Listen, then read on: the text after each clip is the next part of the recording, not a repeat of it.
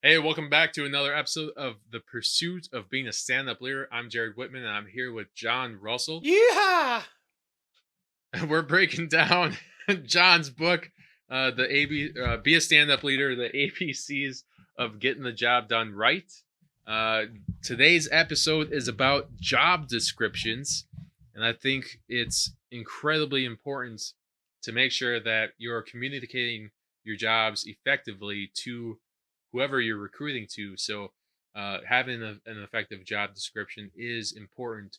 John, I know you are really good when it comes to interviewing and having job descriptions.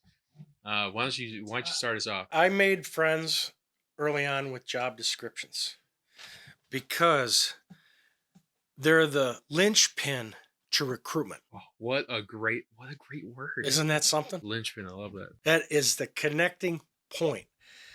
I've always felt that companies that don't have complete and clear job descriptions are starting and getting off on the wrong foot. I really believe that job descriptions are essential to clarify the role of the prospective employee and clarify the role and responsibilities for people that work for you. Yeah. I was taught this a long time ago by Chris Lytle, great sales trainer. Job clarity leads to increased motivation. The job descriptions that are written for employees and prospects, that's the baseline for what am I getting into? Right. And what do you, as the employer, want me to get into as far as my responsibilities and role at this company? Right. What am I up for here? What is this all about? So they form a base point for management that allows managers to measure an employee's performance in alignment with the expectations that are established by the leadership in the written job description. It is the most important tool for helping people understand what's expected of them and whether or not they're going to be able to achieve their goals. Right. So normally I want my job descriptions to be comprehensive and complete. I often include aspects that promote and encourage, but don't mandate cross-training. Yeah. I'm a big fan of employees who can serve in multiple roles when needed. Yeah. I'm not saying that they need to be doing everybody's job and micromanaging and getting in other people's business. Yeah. But let's say, for example, Jared's got a video shoot coming up and Jared comes down with COVID. Jared can't go on location. But when he hired Lucas, one of Lucas's responsibilities is to cover for Jared when he can't make it to a shoot. Yep. So you could pick up the phone and call Lucas and say, Lucas, I'm not going to make it today because I'm out. Mm-hmm. And can you cover for me? Yeah. And Lucas is like, you never told me anything about me having to cover for you. Right. I can't do it. Yep. I'm not going to do it. Yep. Find somebody else. Yep. So Jared's hung out to dry. Instead of, if you had written a job description, I know Lucas and you have a different subcontractor relationship where maybe you don't need a job description, but if you had a job description and in it said cover for Jared when he's out sick and you called Lucas, Luke would go, hey, no problem. Yep. I got you covered. I like that you had. I knew that was coming. Yeah. Expectations. When I've been hired on to a couple of jobs and there were no job descriptions. So it was like a free for all. And then it was like, oh, I'm expected to do this and this and that and this. And I picked this up and I'm doing this and I'm doing that. And, oh, you want me to do that stuff over there? Right. Oh, okay. That's not fair.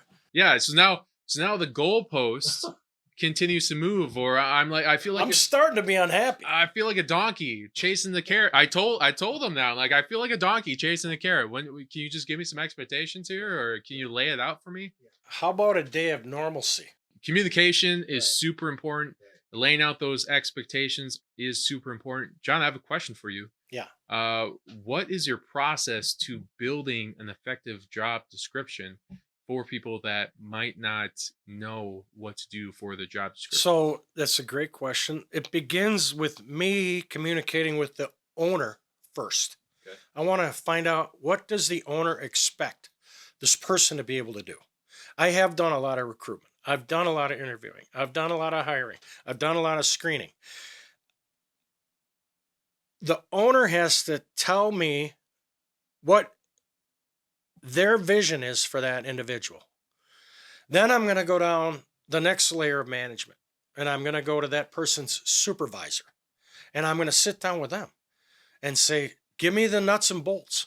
I need to know everything that you're going to expect this person to do, because when you hire them, you have to be clear about what this job is going to entail, because you don't want to get into a situation where you hire somebody for A and then they come on board thinking A is the game, and you're like, oh yeah, I forgot to tell you about B through Z. Right. Yeah. You're really going to be doing a lot more than A. I just told you that to get you in the door. Right. Yeah. It's a bait and switch tactic.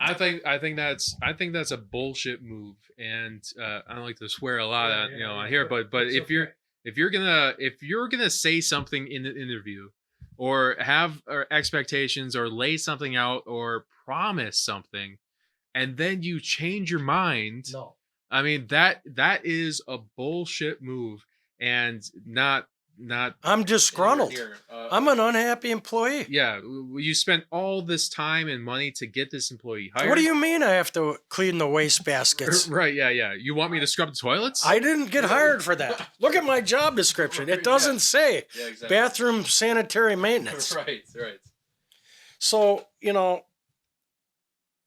there's one thing about high performing cultures where you've got a lot of team mindsets and a lot of we work together kind of people. Leave no man behind. Everybody's on the team. So there are times that come up in business where somebody's out sick, or they've been called in a different direction, and something else comes up. And my question is, who's going to step up and cover for that person for that day? Yeah. Or who's going to step up and cover for that person for that moment? Having other people understand what a person's roles and responsibilities are, and being able to step in when necessary, A, to help them out, B, to cover for them if they're not there, C, to make sure you deliver on a customer's expectations when you're going to need two heads are better than one. Yep. So high achievers can often step in to help other employees. I try to avoid creating a situation where an employee says, that's not my job. Right. Or that responsibility is not within my job description. Right. I'm not saying people got to be all things to all people. I'm saying, as a business, from a strategy standpoint, when you look at your personnel and you look at your team and you hire somebody based on a specific job description, make sure it's clear, and make sure that person's supervisor understands that I may have to cover for that person if necessary to help them out. I think when the team on the company is successful, then the company itself is successful. I think I ran into a situation where someone I worked with said it wasn't their job, and it was I was very angry with them because we were stacking 80-pound bags of cement, and one of them got caught in the conveyor belt, and so it created this chain like pile up effect of 80-pound bags of cement. Wow. And the guy was right there sweeping up, and I was like, why didn't you stop it or pull the cord or something? And he's like, It's not my job. And I'm like, you want someone had to hold me back. I'm like, are you Okay. are you crazy? Okay. But yeah, I think if you're setting that expectation where people might have, multiple instances, or maybe there's opportunities to learn cross train, or where you might have to step in for someone, Right. knowing that it's not your permanent Right. position, Right. but you might have to step in for another team member, Right. so that the company as a whole can continue to be successful and continue to grow. I think it comes down to communication Right. and expectations. I love what you just said because it triggered my next thought, which is in alignment with this whole discussion about job descriptions. Here's how you do it. To accomplish that, I'll call it cross train ability. Simply write into the person's job description, potential employee and supervisor in both job descriptions, that they may be trained in more than one area, and when called upon, may be asked to step in and cover. Yeah. Put it in writing. I think having that's a really good idea. Having it in the supervisor's right. description, because now if an employee is out, They know. they know that they're responsible to cover they can't just sit on their perch Or say it's not my job. or in the office. That's not just my doing their problem. Go paperwork. talk Yeah, to Susan down the exactly. hallway. No, that's not going to happen. So, on the other hand, I had a situation where the job description needed to be narrowed down and focused on just a few critical responsibilities. What was that situation? I can't remember the exact scenario, but I'll tell you what. That employee was hired to do a very specific job. Okay. Don't get in their way.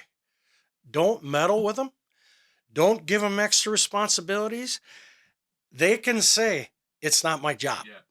They've been given special permission to say, I need to stay focused on making sure this load of gold bullion going from Fort Knox in Kentucky gets delivered to the Federal Reserve by tomorrow morning at 8 o'clock. Yeah. There's nothing else more important than that. I think this triggered a thought, like some, not all positions are created equal. Right. So some positions are going to have different Specialized responsibilities. They're Right. going to be specialized in certain circumstances. Right. So if you're looking at your company as, oh, everyone's cookie cutter, well, that's a mistake, because certain employees and certain job Depends. job responsibilities require different types Right. of things. Right. Again, critical to have a job description to spell that out. Yeah. So the manager in this case wanted the employee to stay on task and get that critical work done and not get sidetracked, not get pulled away. Job descriptions are part of the recruitment and interview process as much as they are for understanding the roles and responsibilities once they're hired. Right. So every job recruitment ad should have a job description with it. Yep. At least in the ad, you don't need to, most of the time they do post the whole job description. Yep. Here's what we're hiring for. Here's another reason I like job descriptions. They're part of the quarterly and annual review process. Because in this meeting, I use the job description as a checklist to discuss and evaluate the employee's performance. And you can say, here's your roles and responsibilities on a 1 through 5 scale. How do you think you're doing here? Right. And here's how I think you're doing here. Yep. Are we on the same page, or is there a gap we need to talk about? We may need to give you some more help. All of this stuff for job descriptions isn't about Big Brother looking down on the employee saying, I'm going to micromanage you to death, and I'm going to look over your shoulder every minute of the day. And you're thinking, I hate this job. Yeah. My boss is not nice. Yeah. I don't need somebody looking over my shoulder all the time. On the other hand, if your supervisor is using your job description as a tool looking for ways to help you, coach you and mentor you. Yes. Yeah. Now, how do they perceive you? Stand-up leaders are like, hey, I noticed that this particular aspect of your work maybe is something that you're struggling with a little bit. Let's talk more about that. How can I help you? What do you need? Do you need more help? Do you need more resources? Do you need more assistance to be able to excel in that situation? And they'll tell you what the problem is. And now, guess what? You might be able to fix it. Right. Managing employees is when a leader is charged with overseeing an employee's performance and activities. Coaching employees has the same objective as managing, and their approach is more focused on helping the employees develop their own critical thinking skills through ongoing learning. That's the difference. Coaching versus managing. I've learned a little bit of that. Our buddy Ed, he was one of the guys that reinforced in my mind managers are different than coaches, and the best leaders are coaches more often than there are managers Yeah. because they're rolling up their sleeves and they're going to work for you. I think that goes back to a lot of information that we've talked about dissecting your book. Like communication and building a bench and crap. Where am I going with this? But like giving back and Coaching. and making sure that the employee feels accepted, feels a part of the company instead of just another number. Like you care about their growth goals, Yeah. you care about who they become, you care Exactly. about their success within the company, because when they succeed, Right. then they bring a successful mindset to Right. the team. When the team succeeds, the company succeeds. Powerful momentum. Yeah, it's just yeah.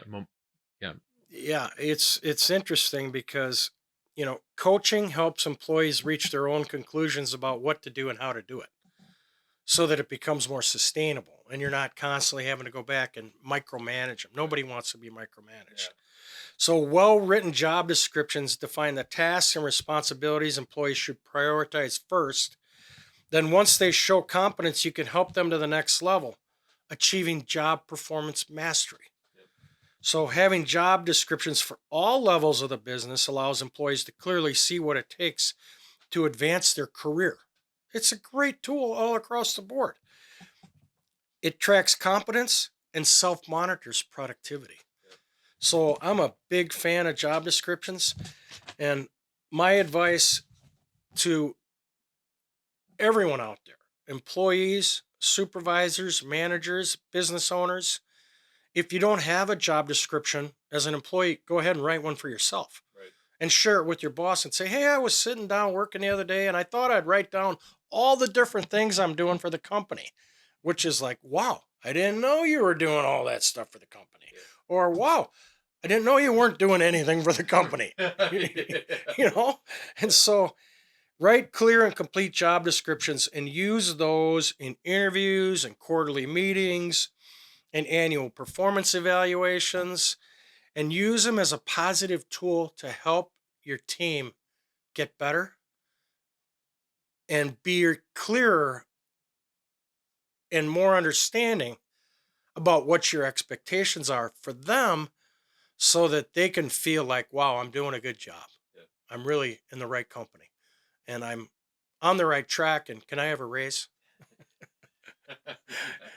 You also might want to track your performance for your annual reviews so that when it comes time to discuss your compensation, Yeah. maybe put a feather in your cap. Right. Yeah. Look at all the successes I've achieved.